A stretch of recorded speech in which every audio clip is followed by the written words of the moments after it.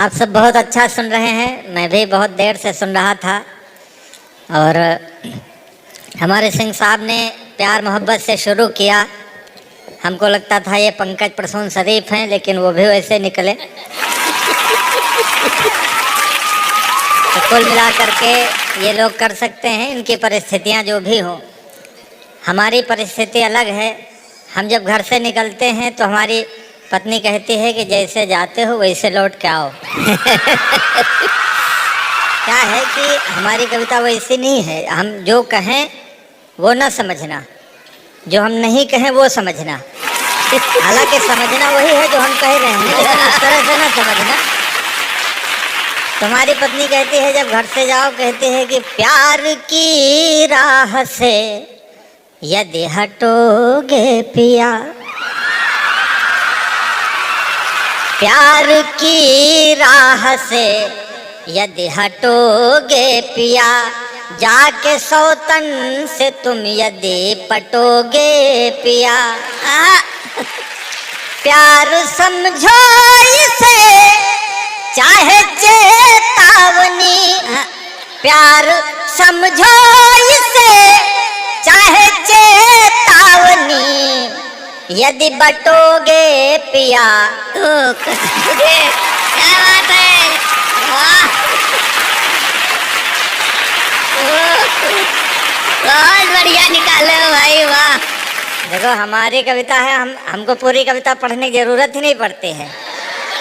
ऐसी कविता लिखो, इतना कठिन कठिन कविता लिख दिया तो खुद समझे तो खुदा समझे। हाँ, हमारे हिंदी के प्रोफेसर थे, ऐसे पढ़ाते थे वो। एक बार वो गए साइकिल की दुकान पे तो कह रहे, हे द्वै चक्रगामिनी सुधारक महोदय, मेरी द्वै चक्रगामिनी के अग्रिम चक्र में किंचित पवन न्यून हो गया है, कृपया अपने वायु ठोसक यंत्र से मेरी द्वै चक्रगामिनी के अग्रिम चक्र में किंचित पवन प्रविष्ट करने की कृपा करें। उसने कहा कि बाबूजी बोहनी नहीं हुई है, फिर से मांगने आना, इतने टाइम हम दे नहीं सकते। बहुत बढ़िया, बोलो हिंदी, लेकिन ऐसा पढ़ जा रहे हो कि मतलब समझे नहीं आ रहा। आधी कविता खुद पढ़ो, आधी लोग समझ जाएं, है नहीं। प्यार की इतनी बात कह रहे थे सब लोग। हमारा प्यार क्या था कि वह थी झूठी मगर इतनी झूठी न थी, कि वह थी झूठी मगर इतनी झूठी न थी, पर कई दिन हुए मुझसे रूठी न थी। दूर सारा भरम हो गया देख कर, उसकी उंगली में मेरी अंगूठी न थी।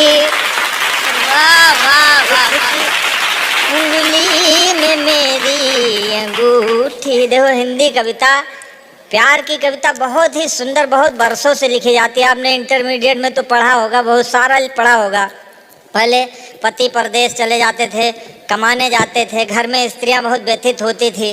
कभी लोग लिखते थे, भिखारी ठाकुर हुए हैं बिहार के, उन्होंने बड़ा अच्छा लिखा पंकज भैया। एक विदेशी हमारे यहाँ उत्तर भारत में चलता, आपने सुना होगा कि बेरिया की बेरिया में बरजी बलमुआ हो, मत जा पुरुबवा के देश। अभी नहीं, पहले पूरा सुन तो लो।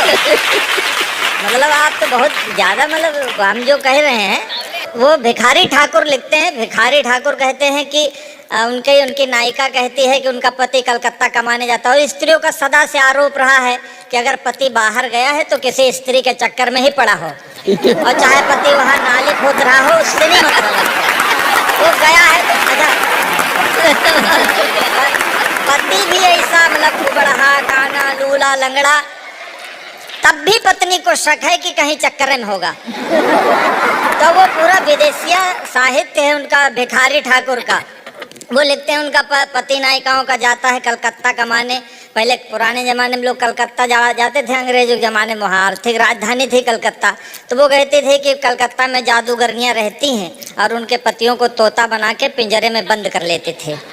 ये हम नहीं कह रहे, भिखारी ठाकुर कहते हैं कि बेरिया की बेरिया में बरजी बलमुआ हो, मत जा पुरुबवा के देश, पूर्व के दशवा में बारी बंगलिनिया, जदुआ से मरे हैं शरीर, जदुआ चलाए तो है सुगना बनी है, रख लिया है लोहे के पिंजरवा बलमुआ, मत जा पुरुबवा के देश। वाह, आप भी थोड़ा थोड़ा आप और मन दीजिए, वरना सबको आपने बहुत अच्छा सुना है। और हम सबसे बाद में आए, इसमें हमारा दोस्त तो कोई है नहीं। और ना क्या है कि रो न पाया रुआ सा चला जाऊंगा, पढ़ के नयनों की भाषा चला जाऊंगा। आज भी हाथ यदि ना खुले आपके, तो मैं पनघट से प्यासा चला जाऊंगा। क्या बात है, वाह।